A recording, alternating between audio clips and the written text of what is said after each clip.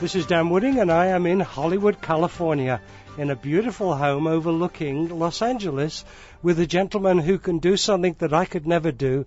He's a great swimmer. So his name is John Naber. First of all, John, thank you for being on the program. My pleasure. Delighted to be here on such a wonderful day. Now, you're a very modest man, but I understand that you won several Olympic medals, and we'll talk very briefly about that. I know you don't like talking about yourself too much, but first of all, tell us a little bit about your background. Well, actually, I was born in Illinois. My father was a consultant, and his business made us travel every 2 years. For the first 12 years of my life, I lived in 6 different homes, including 2 homes in Italy and 1 home outside of London. I lived in Epsom for 3 years. And I returned to the United States at age 12, and all of my peers had been raised playing Little League baseball or Pop Warner football, and I had none of those ball skills. I could play cricket a little bit, but that's about it. And I took to the sport of swimming because being very tall and uncoordinated on land, swimming was a safe place to be. So how tall are you? I'm 6.5 feet. Wow, that's great. So tell me a little bit about the swimming. I used to love swimming, but I was never very good at it. Did you specialize in one particular, was it the breaststroke or was it all different types? Well, in the sport of swimming, unlike track and field where a shot putter never runs the hurdles, in swimming everybody does everything. And in practice I swam all of the strokes, but very quickly I started winning medals in the backstroke and a little bit of the middle distance and distance freestyle. What sort of medals? Well, an age group championship and states medals. I mean, all sorts of little medals in little age group and regional meets. And by the time I was a high school swimmer, I was breaking records and was recruited to the University of Southern California, where I joined what people believe to be the greatest swim team in university history. We were undefeated for 4 years. We won 4 national titles and never lost a meet. Wow. So what year did you join the university? Well, I enrolled at the University of Southern California, the same university that Louis Zamperini attended. Yeah, and where is Louis' home, actually? We've just interviewed him. That's right. I enrolled in 1973, and I graduated in 1977 with a degree in psychology. Wow, that's great. So tell me a little bit about your life. Did you have any interest in the Lord in those days, or was it all wanting to be successful? I actually found the Lord as a high school senior. My junior year in high school, I was one of the best swimmers on the swim team, and I was showing off a little bit by bouncing on the diving board. And at the very time I was bouncing on the diving board as if it was a trampoline, the swimmers, the freshmen, had tied the lane ropes in the water directly underneath the diving board. So when the coach showed up, he'd ordered me to jump off the board, and I couldn't jump straight because there was a lane rope. So I aimed a little bit to the side, and when you're on a trampoline, it sends you a great deal to the side, and I literally missed the water. I broke my collarbone, and I put a dimple in my cheek, and that was the year that Mark Spitz went on to win the 7 gold medals at the Olympics. So because I was unable to stay training in the pool, I decided to run for political office, and I became student body president. And one of the responsibilities of the student body president is to introduce campus speakers. Now, my senior year, I was fully mended. I was back swimming again, but now I'm introducing speakers, and one of them was a representative from the Billy Graham Crusade.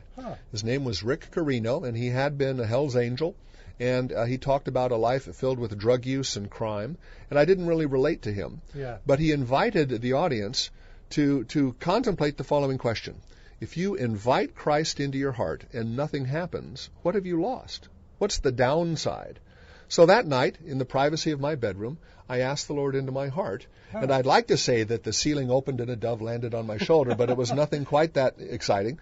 But I did suddenly feel a cleaner sense of myself, and I suddenly was drawn to a different circle of friends, and it began to matter to me how I behaved in God's sight. And so it turned my life around. It gave me purpose, it gave me enthusiasm, but most of all, it gave me unconditional love. And this is critical when you talk about athletes who try to perform to win the applause of the crowd. I didn't care that the crowd would applaud or not. So performing in a non-revenue sport where there weren't many people in the audience didn't matter to me. What mattered is that I would honor God with the best possible performance I could deliver that day. And so I looked at the workouts and I looked at the meets as a way to honor Him and I enjoyed myself immensely. Most of my competitors were very focused and stern and dour, but I was having a ball. I was smiling and waving and enjoyed myself all the way to the Olympic Games. Right. Now, which Olympics were you in? Well, the Games of 1976 were held in Montreal, Canada. Mm-hmm. In America, they're famous for Bruce Jenner, Nadia Comaneci, and Sugar Ray Leonard. I competed on a swim team that in 13 events won every gold but one. Huh. And the one gold we didn't win was won by David Wilkie from Scotland. Oh, right. So you won how many medals? I didn't want to talk about that, but there you go. But I understand you got four gold medals. 4 gold, that is correct. And in what? Tell me which races. I swam the backstroke, 100 and 200. I swam on the 2 relays, the medley and the 800. Yeah. And I also medaled a silver in the 200 freestyle. Now, here's an interesting question. Being a Christian, the ego must have been enormous to suddenly stand there and have the national anthem played and the world watching you. Did that affect you in any way as a Christian, or did you just accept it as a gift from God? I did pray on the award stand. I'd like to say that I acknowledge this as a gift from God, but clearly I'm not impervious to applause. It put a smile on my face and my chest puffed up, and I may have lost a button or two, but on the other hand, I do think that I see it in the proper perspective. Yes. So you go from, you can't get much higher than winning all those Olympic medals. What happened to you next? Did you continue with your career, or did you move on? The Olympics occurred the summer before my senior year at university, and so I returned to USC for that final year, and I swam the entire season, and in those days, and even to this day, university swimming requires you to remain amateur. There's no celebrity endorsements, there's no paid speaking appearances, there's no sponsorship allowed. And so I completed my education, I got my degree, and then I was ready to work in the real world. I was prepared to earn a living doing a 9-to-5 job. But shortly after that, my phone began to ring with opportunities to do television broadcasting and a lot of motivational speaking. And I have been in the corporate speaking business pretty much ever since. Naber and Associates out of Pasadena, California, provides my services where I teach audiences how to think and act like an Olympic competitor. I teach them how to set goals, how to overcome obstacles, how to envision success, how to work as a team. And these invitations have been forthcoming ever since. I've been doing this now for 30 years. Now, you shared with me before we went on the air that your wife found the Lord through Pastor Chuck Smith. Can you share that story? Well, my wife Carolyn attended the church down in the Orange County area when Chuck Smith was preaching inside of a tent. It was a very small congregation, but was she a hippie then, or? Well, she actually was the kind who enjoyed the outdoor lifestyle, the flip-flop shoes, and it's very casual. Yeah. And she wasn't one for fancy jewelry and all that stuff.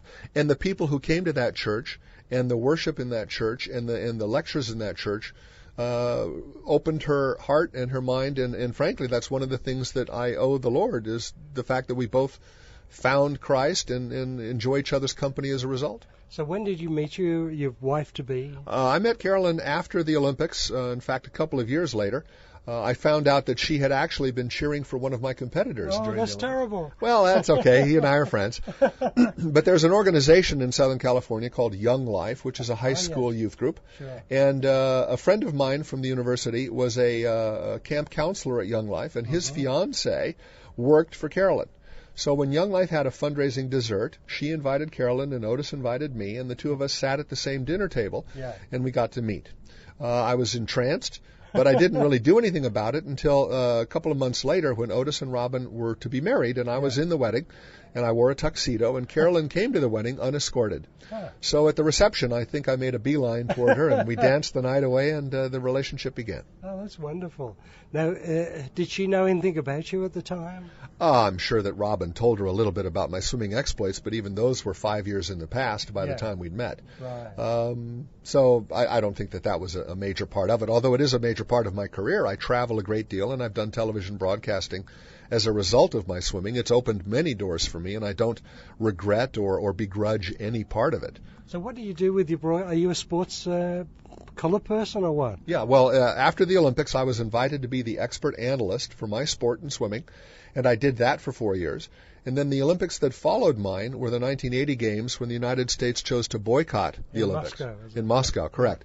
And as a result, I was not replaced as the flavor of the month. And so I stayed as a broadcaster for another 4 years.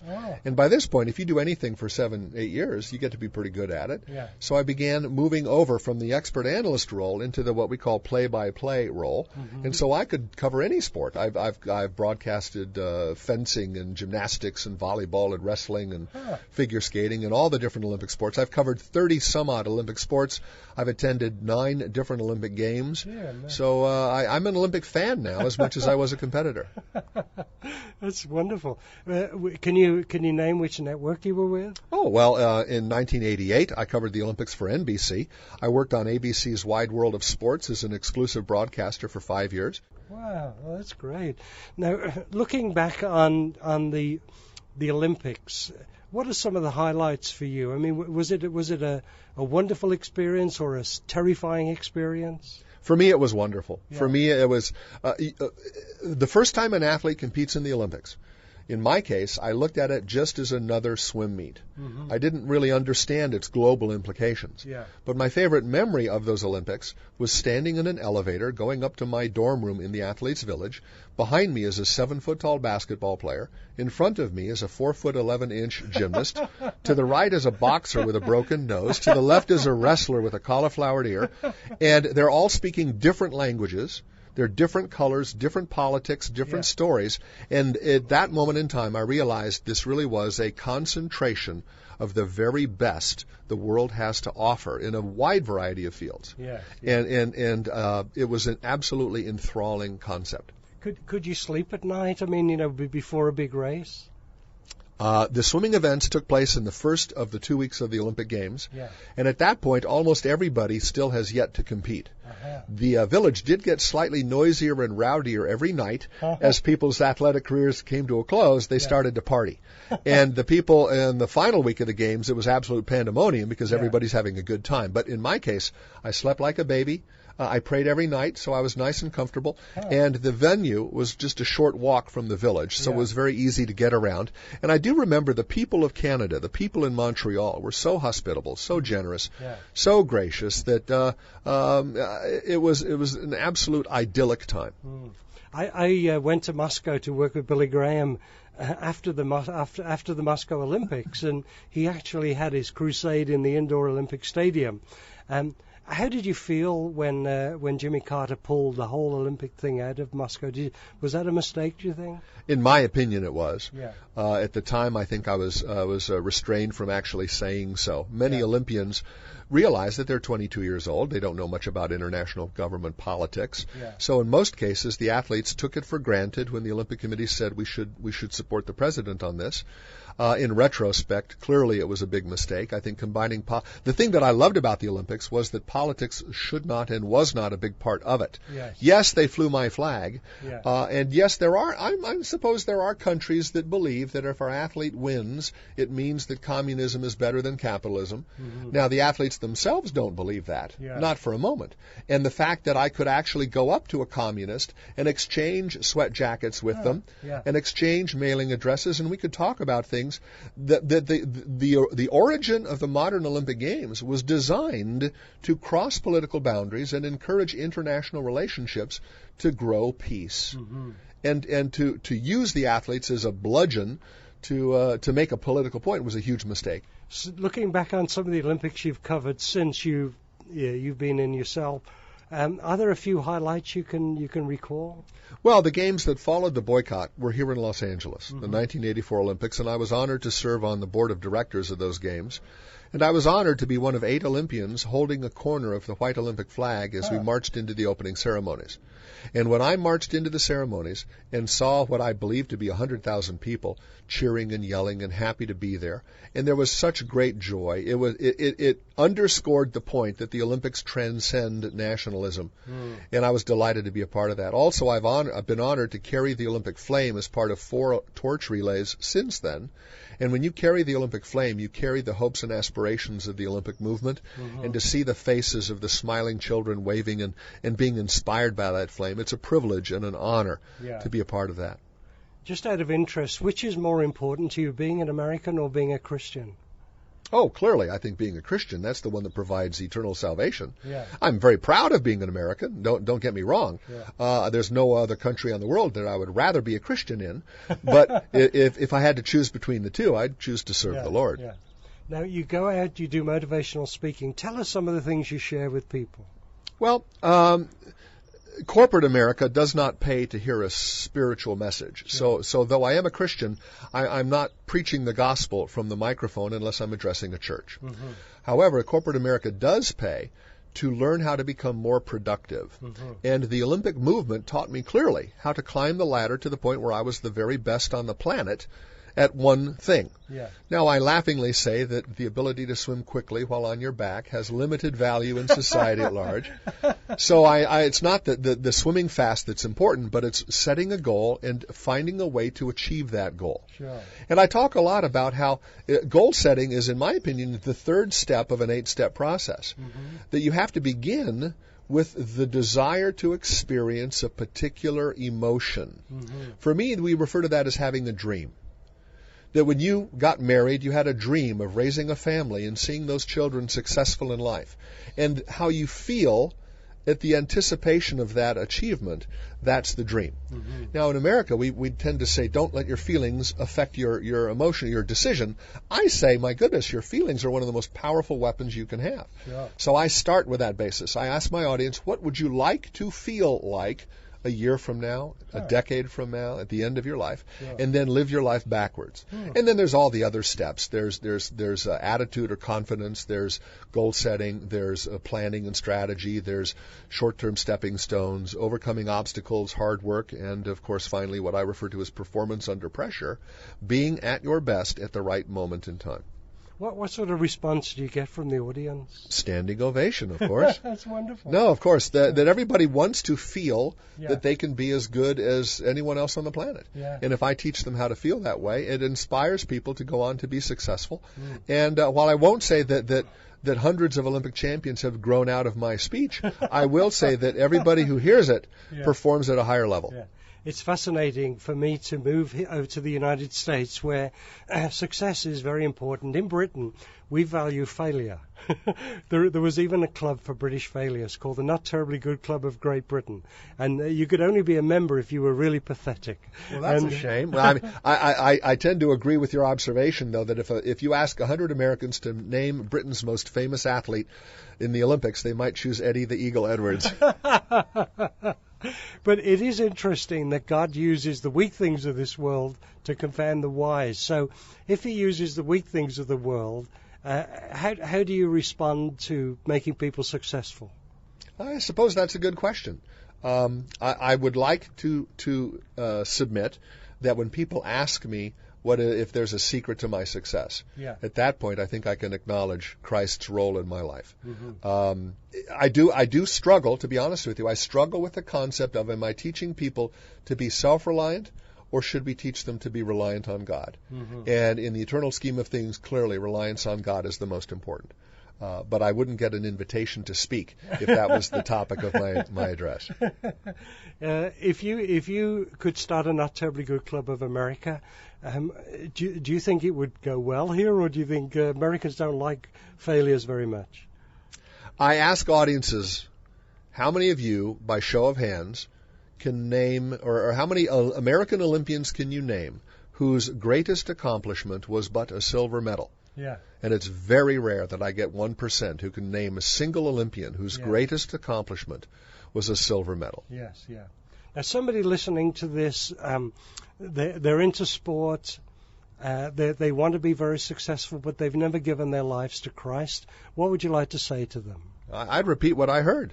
There's absolutely no downside. If the privacy of your bedroom, at the darkness of the night, you ask the Lord, if you're real, I open my heart to you and invite you into my heart, and I ask you to show me that you're real. Yes.